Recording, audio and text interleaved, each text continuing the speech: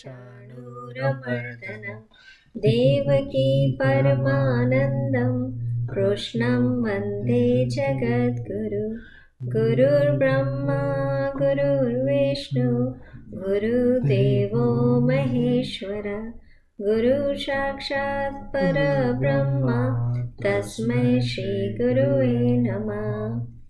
ॐ पूर्णमद पूर्णमिदं पूर्णात् पूर्णमुदच्यते पूर्णस्य पूर्णमादाय पूर्णमेवावशिष्यते। ॐ सहना भवतु सहनौ भुनक्तु सह वीर्यं करवावहै तेजस्विनावधीतमस्तु महाविद्विषावहै। ॐ शान्ति शान्ति शान्तिः। ॐ असतो मा सद्गमय तमसो मा ज्योतिर्गमय मृत्योर्मामृतं गमय। ॐ शान्ति शान्ति शान्तिः। Okay, let me admit everybody here. Okay, so let's start with our 2 minutes meditation. So all online kids, be on the screen please, so we can I can see you guys. Okay, let's start with the meditation. So everybody, you guys can say Om, right? And you remember, I know we are taking this class after a long time, so just for a revision, we're gonna sit straight.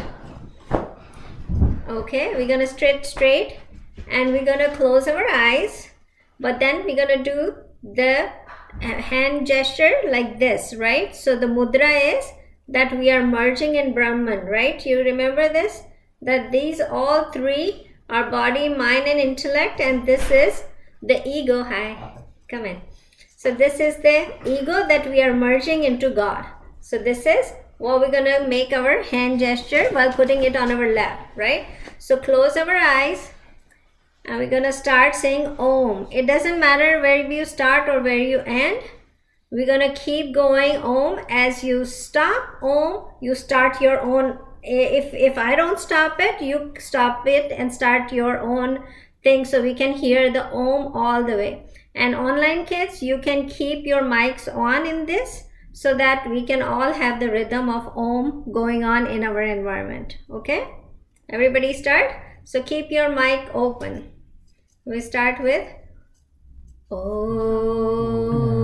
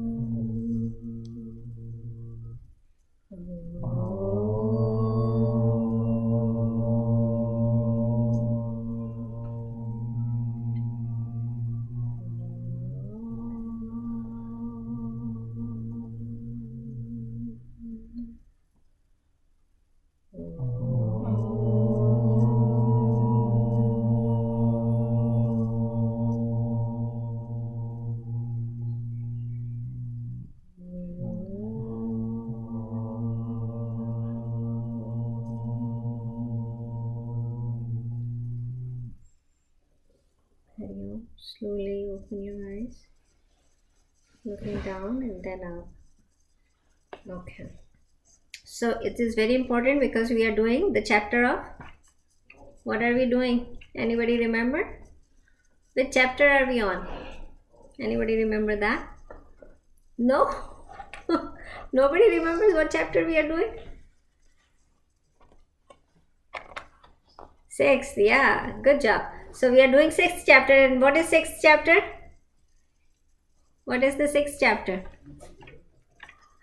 Dhyan Yoga. Dhyan Yoga, you're right.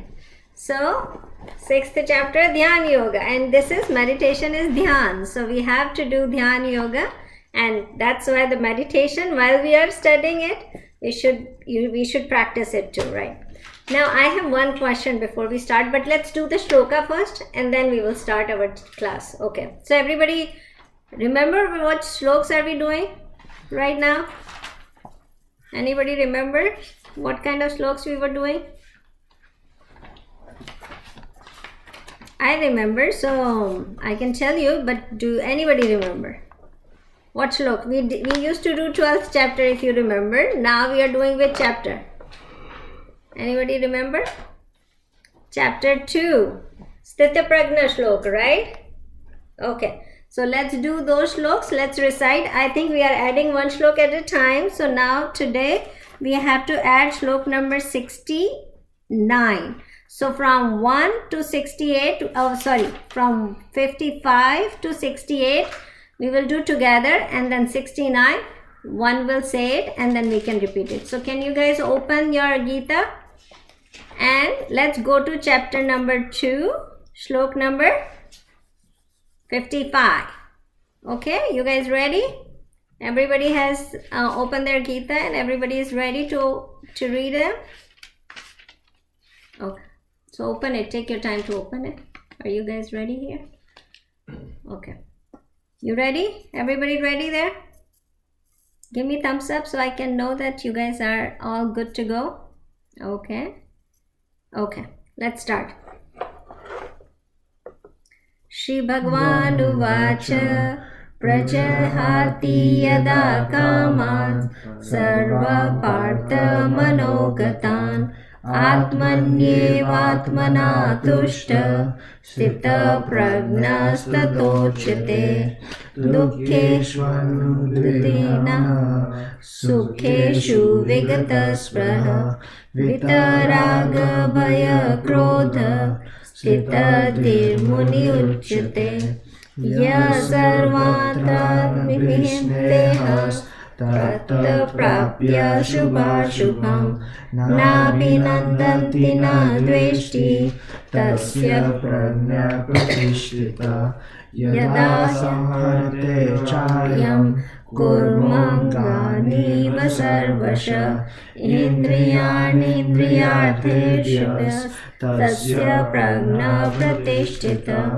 Vishaya Vinirvartante Nirahasasya Dehina Rajavajrasopyasya Param Dushtva Nivartate Yattato hyapi konteya Purushasya Vipaschita Indriyani Pramathini Haranti Pravasavamana Tani Sarvani Sanyamya Yukta Asita Matpara Vashehi Yasya Nindriyani Tasya Prajna Pratishtita Dhyayato Vishaya Pumsa Sangaseshu Pajayate Sangat Sanjayate Kama Kamat Krodho Vijayate Krodhat Bhavati Sammoha Sammoha Smriti Vibhava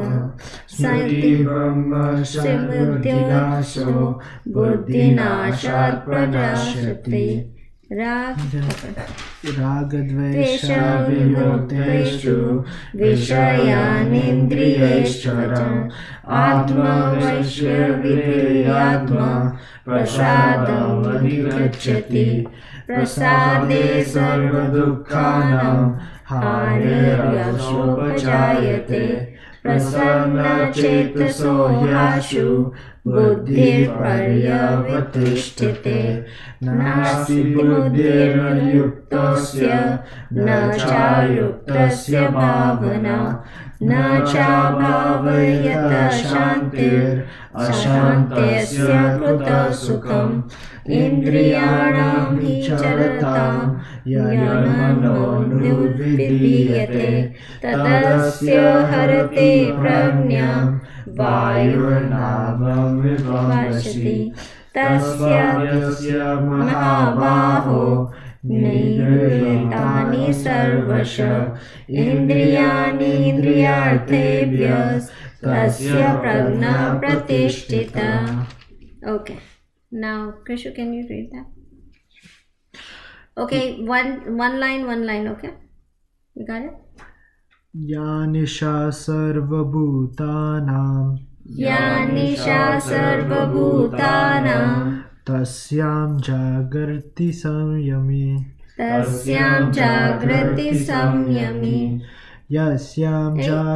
bhutani sa nisha pashyato mune. All together.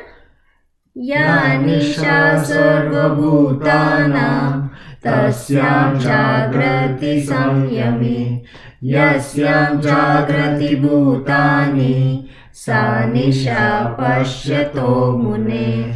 Okay, so we're gonna keep doing this, but let's get to our chapter number 6. So one question before we start the whole chapter again, we restart the whole chapter again. I have a question. In your current life, what you are living, right, what we'll study in this class, how many of you guys have used any of the thing, anything, like whatever, anything that you got from out of this class, you have practiced it, or you came across that learning in your life, in your everyday life, anything that you came across, like whatever you study in this class. Yeah, Alia beta. At school, we're learning about ancient India, and our teacher kind of learned about told us about Gita, and she taught us about the Vedas and stuff like that. Did you feel like I already know about it? Right? You felt like that? Okay, so that's definitely, you got a use of this class. You can, you already know what your teacher is teaching you. So good. Okay. Anybody else who used this class in their, or any of the topics or any of the stories or any of the thing came across you when you were doing something? Anything? Anybody here? Yes, Anna? Whenever I'm doing something, just like think to myself, like whenever I think about it, like not to think about what I'll get out of it, or just do it the best you can. Do it the best you can, or not. So the thing with the third chapter, right, Karma Yoga comes in your mind, right? It's better to not worry about the results, what coming out of it, but what is like what you put in, right? Put the 100% in. Good. What else? Yeah. Like I try to, like whenever I feel like I'm like super happy or super sad, or like I have a like decision to make or something, I try to be like indifferent about it, or like stay the same. Stay the same. Of, like, what is happening. Yeah. Any example? Like in debate, if we're doing bad or doing good, it's like all the same. Okay. Right? Like you still have to, like, you don't get too excited or too sad, yeah. Depending on like what the results are happening. Yeah. So equanimity, you practice, try to get the equanimity in your. Okay, so having like success or failure, you stay the same on that, right? Okay. Anybody else here? Yes, Reha. Like when I'm taking a test or maybe like going out to compete, then I always think about like giving it to God and like trusting God. Yeah, that's awesome, right? Surrendering your work to God, right? Whatever you are doing, you are surrendering it to God and then saying, okay, whatever I'm doing it for you. You take care of me, right? That way. Good. What else? Who else? Risha, you want to share something? Anything that you come across in your life in making anything that whatever we study in this class helped you or came across even in your mind? Like, oh, okay, you know that in Gita we learned this way. Anything that came in your mind? Swara, you want to share? Anything. So nothing came in your mind from out of this class? Sasha, you want to share, beta? Anything that comes in your mind when you're doing something? No? Okay. Sean, you want to share something? Oh, like when I'm thinking about on just being on my phone or like doing my homework, I think of like pleasures and the likes and dislikes. So I'm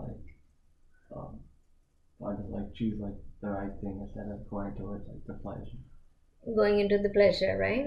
They keep doing the pleasure rather than right. So selecting between doing right or pleasure. Yeah. Good or pleasure. Good or pleasure. Yeah, in between that, what you have to choose, right? So that, okay. What else? Buddy, you do anything that you remember about this class, or who you know, Sonal auntie taught us this? No. No. So one thing I wanted to bring up to you guys, now you guys are old enough. We have done this class since like, what, 3-4 years.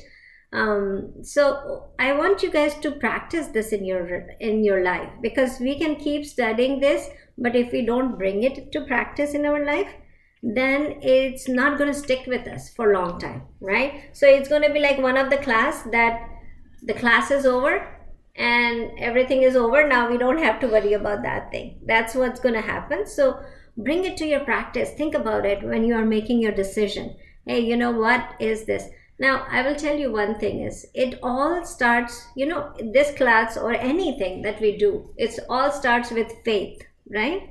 Do you understand that? When I started making you study this book, what was it? Did you know about the book? Did you know what was in there? No, but you started studying. Why? Because there was a faith, right? There was a faith that, okay, whatever is in this book, it might be right. It might be right? But we were studying it because we had a faith in it that it might be right. Let's look into it, right? So let's take an example.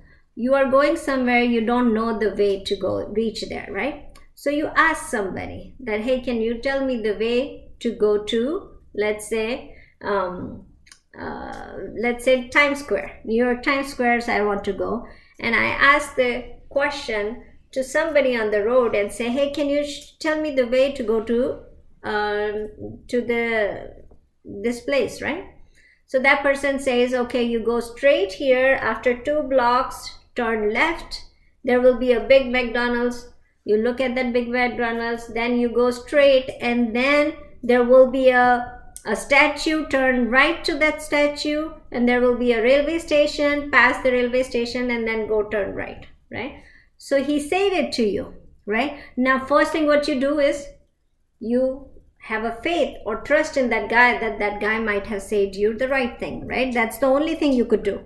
You cannot do anything else, right? So you trust that guy and you start following the way that he said to you. So you went the first 2 blocks, you took the right, and then you saw the big McDonald's, right? You saw there, so you said, okay, the guy said the right thing.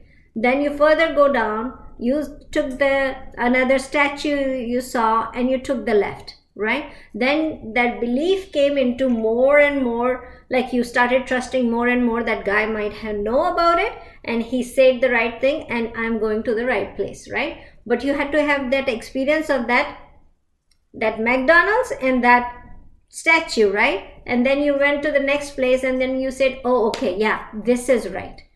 But what happened with this scenario? So you reached to the right place. First, it started with the faith in that guy who is giving you the direction, right? Then you experience that. If you would have experienced differently, what would have happened? If there was no McDonald's when you took the left, what's going to go in your mind? Ask someone else. Ask someone else, or that guy was not right, right? There is no truth in what he said, right?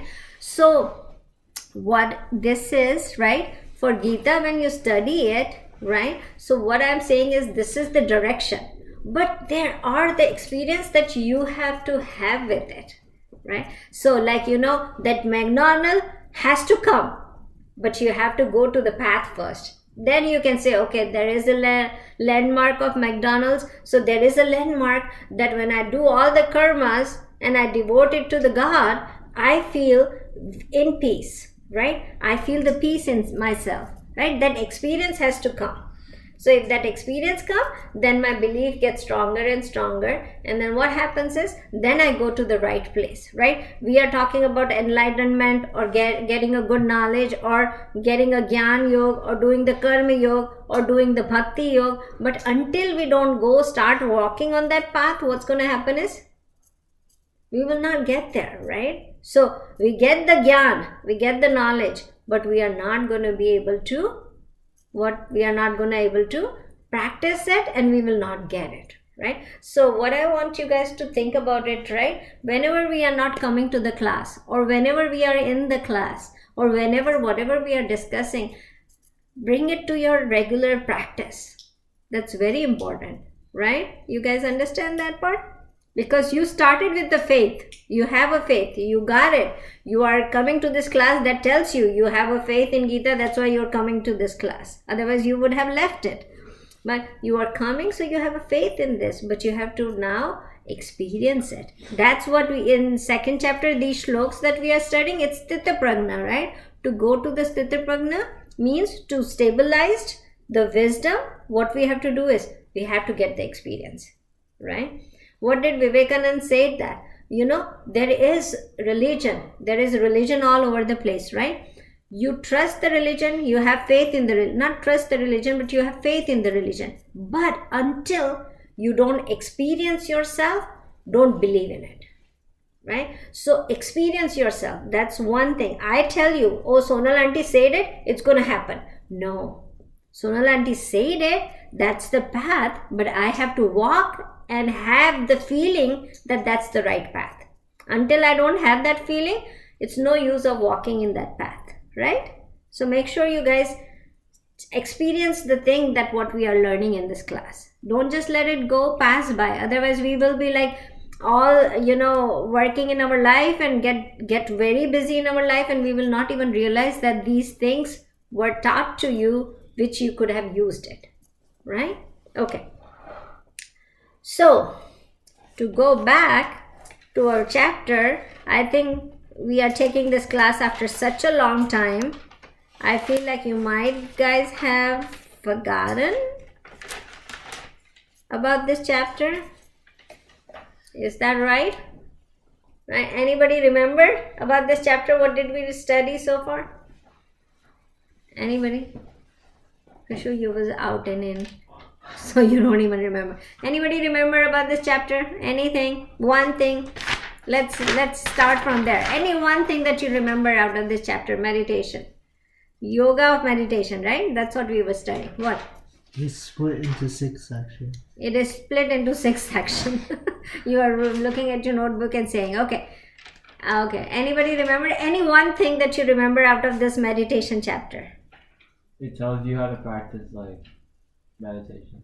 How to practice it? Like you have to be in the secluded place, like all the steps. All the steps of meditation, right? It tells you, right? Okay. Anybody else? Anybody remembers? Yes, Alia beta. Like Karma Yoga, like we learned about before first Karma Yoga before meditating. And Yes. So Krishna Bhagavan said in the first 2 slokas that to go to meditation, first prerequisite is what? You have to be Karma Yogi, right? If you are not doing Karma Yoga and you jump on the meditation, what's going to happen is you will not be able to concentrate, right? You remember we talk about that purified mind, right? First you have to be purified mind. Okay. First you have to be purified mind by doing karma yoga, right? And then with purified mind, you do meditation. So focus comes, right? And focus comes, and then you can do meditation. And with focused and purified mind, you can go to Jnana Yoga, to knowledge, right? So that's what we already studied about it, right? So the first two shlokas. Yeah. So first of all, let me just give you a quick revision. So Gita, lot of commentator has divided Gita into 3 parts, right? So the first part is chapter number 1 to 6, which we are doing, the first part, right? Which is, I'm going to tell you what it describes, right? So then it divides into 3 parts, so 7 to 12 and 13 to 18 chapters. So all the entire Gita is divided into 3 parts. 1 to 6 chapter, 7 to 12 chapter, and then 13 to 18 chapter, right? So the first 3, this is division is according to, let me give you further division. What it is Tattvamasi. Tattvamasi is a sentence given in Vedanta that explains the entire Gita. Tattvamasi. Let me spell it for you. Tattvamasi. This is a Sanskrit statement. It is a statement, the whole thing. The English translation is that thou art.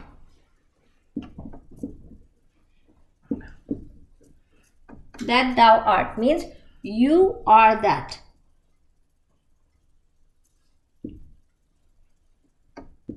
In this, what is it saying? What is you? You is you, us, right? You are that. What is that? Soul. You are Soul. God. God, soul, Atma, consciousness.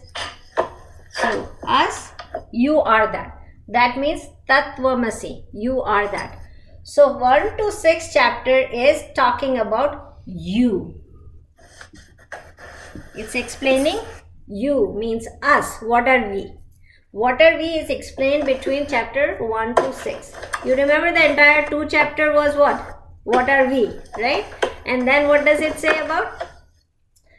The chapter number 3 says Karma Yoga, right? Which we studied, right? It is also about us, right? Then it explains what is the Karma Sannyas Yoga, right? Then it is Karma Jnana Sannyas Yoga. Then it is also all talking about us. So the first 6 chapter is all about us. The second, from 7th to 12th chapter is all about that, which is God, which we're going to study now, right? After the 6th chapter is over. That. And then 13 to 18 is the relation between this and that. You and that. So that's how the Gita is divided, right? So it is divided into 3 different, I don't know why Sia is, Sia, you okay, beta? Your connection is going in and out? Okay. Yeah. Okay. Everybody else is good? Okay. So guys, make sure you take notes, and so that you have that with you. You know, I frequently take tests also, so, and we have quizzes also, so make sure that you write it down. So this is how it is divided, right? So 1 to 6 is about us. So it's going to all talk about us. Then 7 to 12 will all talk about God. And then 13 to 18 will all talk about this, how you are that. That's going to come between 13 and 18 chapter, right? So now today's chapter, which is... Wait. What? You want to write it? So there are 4 or 5 sentences that Vedanta has given us, right? The scriptures has given this. Those are Mahavakya. We tell them Mahavakya means big sentences. One of them is Tattvamasi, Aham Brahmasmi. All those are Mahavakya, which all indicates you are that. Yeah. 13 to 18. 13 to 18 is relationship between you and that. Yeah. Use the...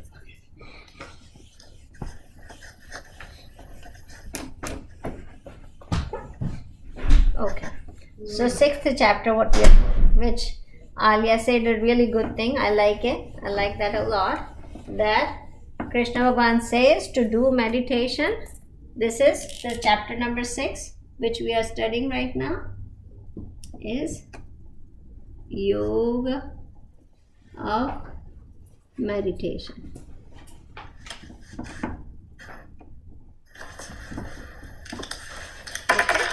So in this, the first two chapter, Krishna Bhagavan says, without Karma Yoga, you cannot move forward to do meditation.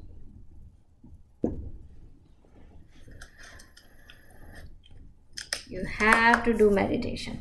So in first three shlok, he made it very clear that what you have to do is you have to do meditation. Now let's see, hold on, let me pull it out.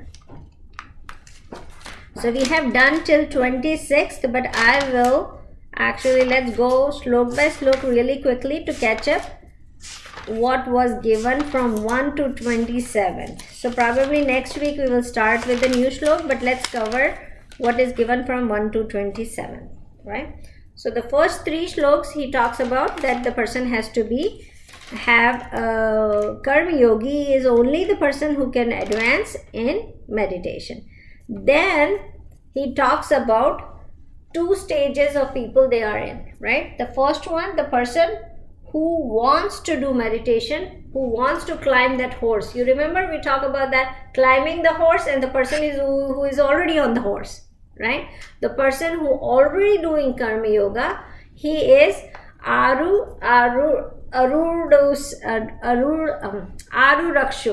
That one is the one who is climbing the horse. So if you are climbing the horse, then what happens? If you want to go up, you have to do action. You remember that part?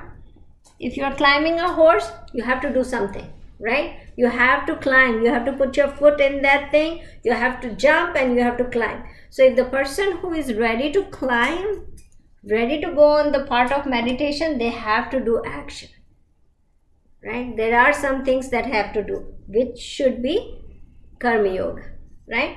The person who is already Karma Yogi, who is already doing Karma Yoga, that person can go in action. They don't have to do actions.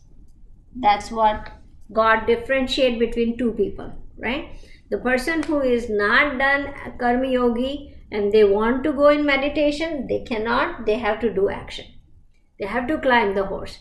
The person who is already climbing the horse can go, right? They don't have to do any action. So Karma Yogi can do no action. And we talk a lot about in the previous chapter, what is action and inaction, what is, why people, keep on saying that, oh, I leave everything, I just pray to God and everything will be good, right?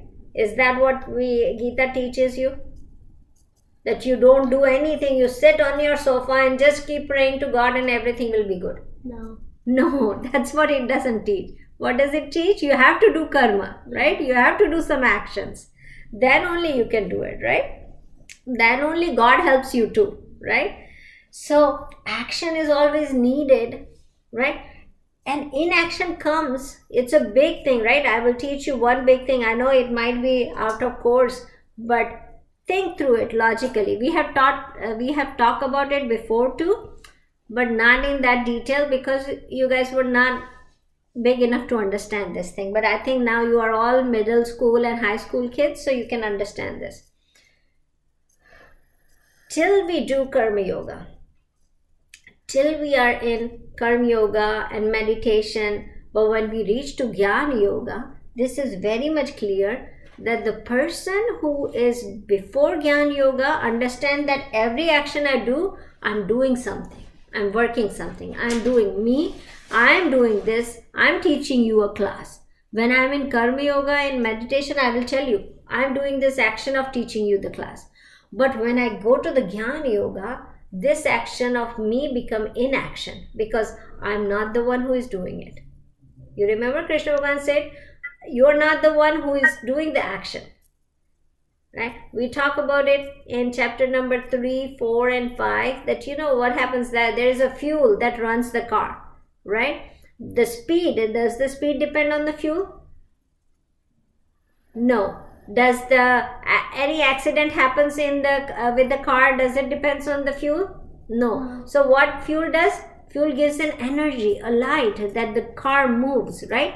So then what happens is God says this consciousness gives you the energy, the light that runs you, right? But you cannot do any action without being a consciousness. If I don't have a consciousness existence in me, can I do any actions?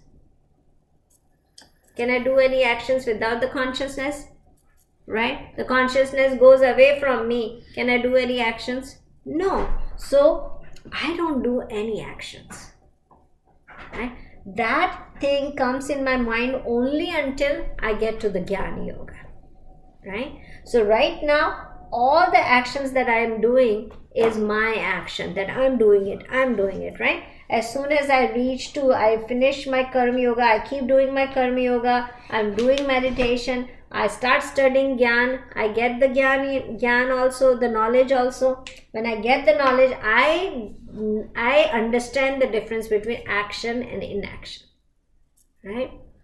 That any action that I do is not my own actions, right? The consciousness gives the energy and the action is being done, right? So then it differentiates between that, right?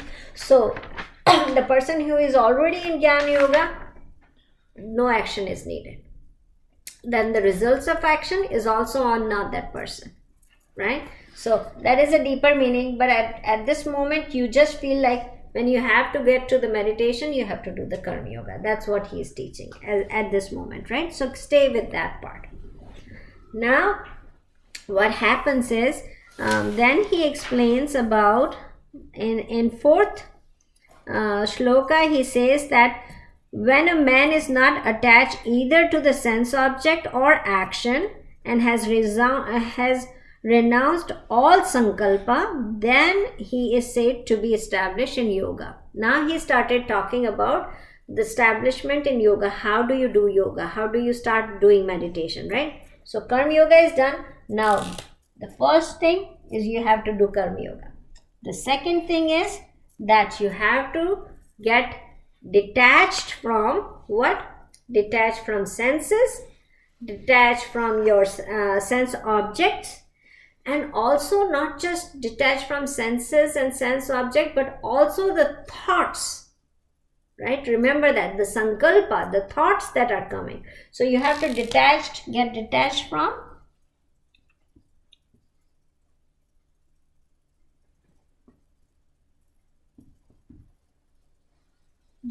from senses, sense objects, and your thoughts, which is sankalpa. Now this person can do meditation. So again, right now he is only talking about what do you have to do, what do you have to learn before start the meditation, right? So he talks about that. Then let's go to shlok number 5, where he talks about let man lift himself by himself, let him not lower himself. His self alone is his friend and his self alone is his enemy, right? So now what he is saying, that the person who wants to do meditation has to uplift himself. Nobody else can uplift that person to go to the meditation, right? I can teach you whatever you want. I can push you so much. I can say, hey, everybody at 5 p.m. everybody should do meditation. And at 6 p.m. at 5 in the morning and 5 in the evening, everybody should do meditation. I can push you that, right? I can say that. But when you close your eyes and you sit down, inside you, can anybody discipline your meditation? Nobody. Who can do it? You yourself, right? So nobody in this world can make you push meditation in you. So who is responsible? You yourself is responsible to get the meditation going, right? I can force you to do some homework, right? I can force you to do that. I can force you to say, oh, you go to the guitar class or piano class or dance class, practice that. Come on, practice that. I can force you to do those. Your parents can force you to do that, right? But what they cannot force is the meditation. Nobody can force. They can force you to sit down, as I force you to sit down in the beginning of the class. Close your eyes, sit down. and start doing this. But what happens then, right? Inside, I cannot force you to just have one thought or concentrate on one thing. I cannot do that, right? So God is saying nobody can force you to do meditation. Meditation can be done only by yourself. You are the best friend of yourself, and you are the worst enemy of yourself, right? So he talks about that. That's a very beautiful shlok that he talks about it. Then he says that the mind, the conquered mind, the person who conquered his mind is the best friend, and the unconquered mind is the worst enemy for this person. Where is the 6th shlok? Yeah, the mind that is conquered is the best friend, and the mind that is not conquered is the worst enemy. So now what happens is, the first thing he said that the person is the best friend and best enemy, but out of the person entire body, the mind is the one that drives it, right? The mind is the one that drives it. So if the mind, you captured your mind, then you are good. You are your best friend. If you haven't captured your mind and you became slave of your mind, so there are only 2 ways to do it.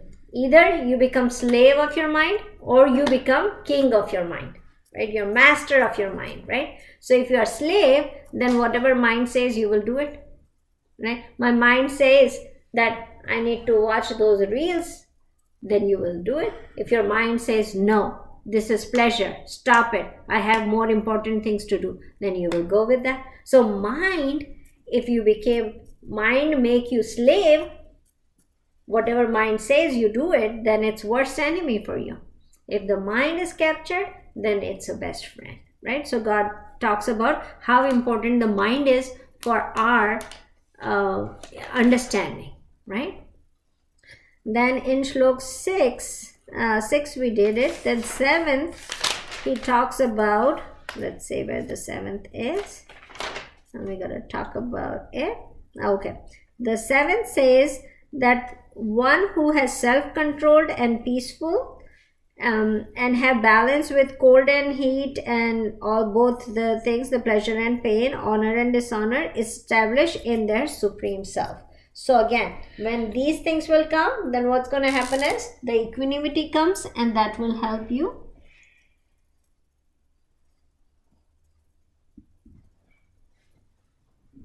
And that will help you concentrate, right? So again, Krishna Bhagavan is just explaining how to go towards the meditation. Then in the 8th shlok, he talks about the yogi who is satisfied with knowledge and wisdom, who remains unshaken, who has conquered the senses, to whom the lump of earth, stone and gold are same, is said to be the established one, realized one. So now the person is satisfied in the knowledge, right? Sitting in this equanimity, this knowledge, right? So now the person is sitting in this. So what's going to happen is, now he is not unshaken. Unshaken means the equanimity is there. It's not shaken by honor and dishonor, not shaken by happiness and sorrow. So they are not shaken by this, right? Because the equanimity is coming, right? So then what happens is, for this person, if you put the gold in front of them, or a lump of stone, or earth, or anything, it's equal for them, right? So that's where, when that stage comes, then you are ready for meditation. Otherwise, until this stage doesn't come, you still need to practice. Go back to your number 1 point. If you are not this, go back to number 1, number 2 point. Until this 2 is not established, this will not come. And if this doesn't come, then you cannot do this. Got it? Right? So this is what he's saying. Now the next shlok, which is shlok number, what was it? 9 or 10. After 10, he starts talking. 9 is good, that he talks about all the relationship that we have in this world, right? He talk about different relationship, a good-hearted, a friend, an enemy, a indifferent person, hateful person, relative, a righteous person, unrighteous person. The whole sansar is surrounded by this. So this person, the relationship that we have with everybody will fall into one of these 9 relationships. And when they fall into one of these 9 relationships, but the person can handle all these 9 relationships, all these different kind of people in their life with the equanimity, with the sameness, that person is ready for meditation, right? Now with shlok number 10, he starts talking about what is the practice of meditation, how to practice meditation, right? So the how to practice, the first thing he says, where is the verse 10? Okay, the first he says, let the yogi try to constantly keep the mind steady, remaining in solitude, alone with the mind and body control, free from hope and greed or hoarding. So these are steps established in meditation practice, right? So you need to know what time to do it. Early morning and evenings are good, right? Then it says that it has to be alone. You should be doing alone, not in a big group. Meditation has to be do very quiet pace, alone place, nice place. That's where you start doing it. And we're going to talk about, as soon as we finish this, I will tell you about Patanjali Yoga, which came out of this, right? So shlok number 11, he talks about it has to be a clean place. It has to be established in a firm establishment in the higher self, right? And then the asan, he talks about the asan, what asan you should be using, right? So he talks about not sitting too low, not sitting too high, right? Then he talks about not eating too much, not eating too less before meditation, not sleeping a lot, not waking up a lot. All these things are the hurdles, are the objections on your meditation, right? So these things, if you go through these things, then you cannot meditate well, right? So he talks about food, eating food right, eating sleeping right. All these things should be right before you start doing meditation, right? Then he talks about how to sit, right? So he talks about how the posture should be, right? So straight with the neck and head in line and the backbone in line, straight with not too straight, not too crouch, right? So that's what we have to look for it. So he talks about the sukham posture should be. Sukh means happiness, right? So the posture should be in very much happy mood, right? It's not that my back is hurting. Oh, my back is hurting. That is not the meditation role, right? The posture should be relaxed so you can feel that happiness, right? So that's what he was talking about. Serene minded, fearlessness, right? So those ones. And then so there, the posture and all those things are being done, right? Now what happens is, before we go into the next one, I think he talks about, let me see, where are we? Okay.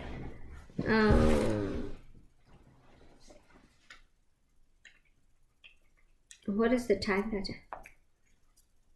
4:22. Okay, because this second topic is after the posture and everything that he talked about.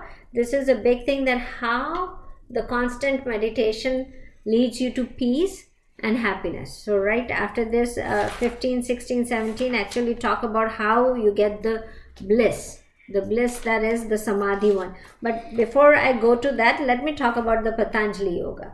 So Patanjali Yoga Sutra are a separate book written by Patanjali, and he is the one who everybody follows. Like whoever these days talk about meditation, they follow these Patanjali Yoga Sutra. That is 8-limb yoga that is being taught. It actually covers the whole thing here, but I will go over it real quick so you guys know when we talk about it, that how Krishna Bhagavan has given that, but another person has refined it, right? Patanjali has refined those steps So there are 8 steps in Patanjali Yoga. 8 steps of meditation. I think I've talked about it many times, so you guys might know about it. So the first one is, you might have in your book, Yama. You guys know Yam, Niyama? How can you not know, Raja? We said Yam, Niyama, Asana, Pranayam, Pratyahara, Dharana. Or Dharana, Dhyana, and Samadhi. Samadhi. Yeah. Which slokas did I teach you on that one? You only taught us about Dharana. Dharana, because that was the last one that came in the shlok number 14. I think it was 14 or 13 at that time, right? So there are 8 steps. Yama, Niyama,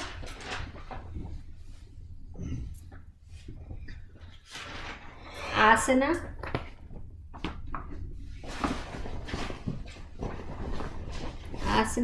third. 4th is Pranayam.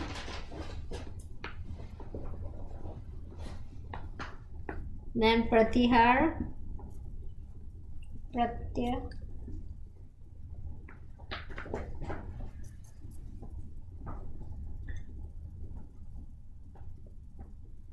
Pratyahara. Then Dharana.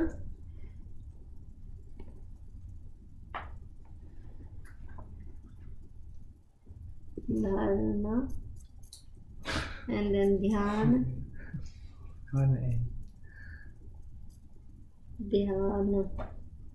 Then Can you move your hand? Samadhi. What's 4? Pranayam? Pranayam. What is 3? 3 asana. So Yama, Niyama, Asana, Pranayam, Pratyahara, Dharana, Dhyanam, Samadhi. Pratyahara.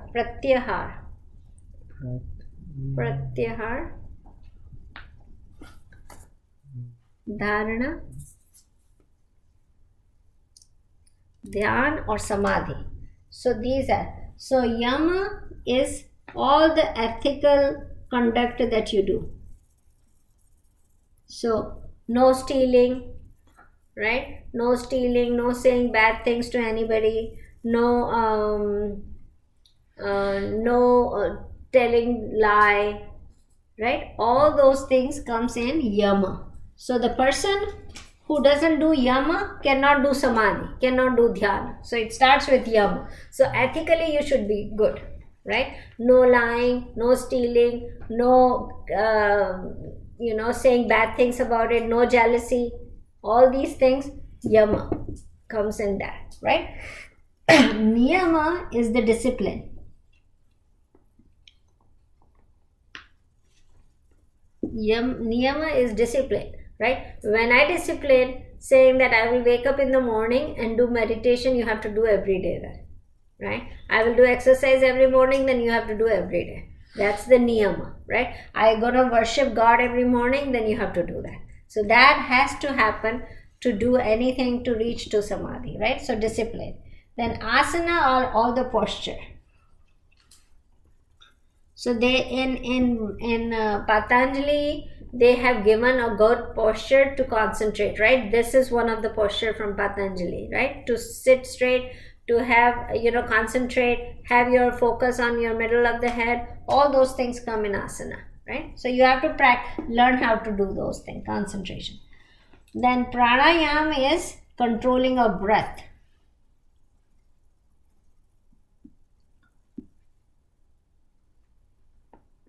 So controlling of breath is because the breathing is directly connected to all our mind, thoughts, and our existence, right? Breathing is directly connected to it. So controlling the breathing makes you calm down, or makes you your mind not go too much distracted, right? So control of breathing is very important in meditation, which has been taught in Patanjali Yoga. So pranayam is that. Then pratyahara is control of your senses.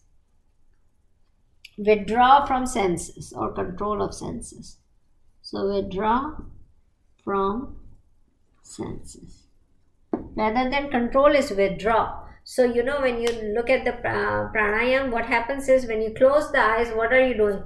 Withdrawing your senses of eyes to look, right? Then slowly you said, okay, I don't want to hear anything. Let's concentrate of not listening to anything that's going on, right? I'm not touching anything. I'm not smelling anything. So we are withdrawing from all the senses, right? So that's what happens in pratihara, right? Then dharana is now comes control of your thoughts. So control of your mind. So first control your senses, withdraw your senses from outside world, then stop and control your mind, right? So now you are not thinking about every other thing in the world. Now you are only thinking about one thought, that it could be anything, one thought that having a God image here, or one thought that, hey, I'm the consciousness, right? This is my real me, is this, right? So when you have that one thought, not having distracted mind, that is dharana, right?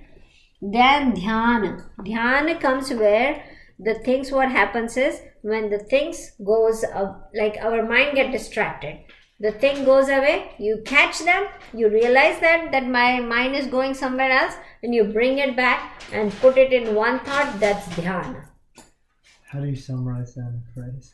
In a phrase, you say that distractions go away and you're more concentrated. Yeah. So meditation. Meditation is dhyana. Dhyana is meditation, right? And then last thing, samadhi. Samadhi is when you are absorbed in the real self. Like you don't have body, you don't have mind, you don't have anything at that position. You only feel like you are a consciousness. That's samadhi. Right? So when you reach this point, that point where you feel the bliss of it, right? You are not dependent on anything, any object for that bliss. No, that happiness is not dependent on anything. It's only dependent on this consciousness. And that bliss is what we talk about enlightenment. Got it? So when you reach this, that's when it happens. But if you say, okay, we can do this is easy, we can be a good person, we can be a moral person, we can follow the discipline, we can learn those asanas, how to sit properly and everything, we can control the breathing, we can withdraw everything from the senses, we can control the mind, the thought, and that's where we are, right there. So we are not that far if we think about it in whole, right? So this is the meditation. And this part, the samadhi and the dhyana part that brings the happiness, that happiness is bliss, what he talk about it in next 5 slokas. Got it? So we're going to cover up next time the remaining, and then we will start with the new shlok. But this is how it goes. Okay, so let's close the class today and start with the next time. Vasudeva Sutam Devam Kamshacharuramardanam Devaki Paramanandam Krishnam Vande Jagadguru. Guru Brahma Guru Vishnu Guru Devo Maheshwara Guru Sakshat Para Brahma Tasmai Shri Gurue Namah. Krishna Arpanamastu. Thank you guys. Have a good day. Bye.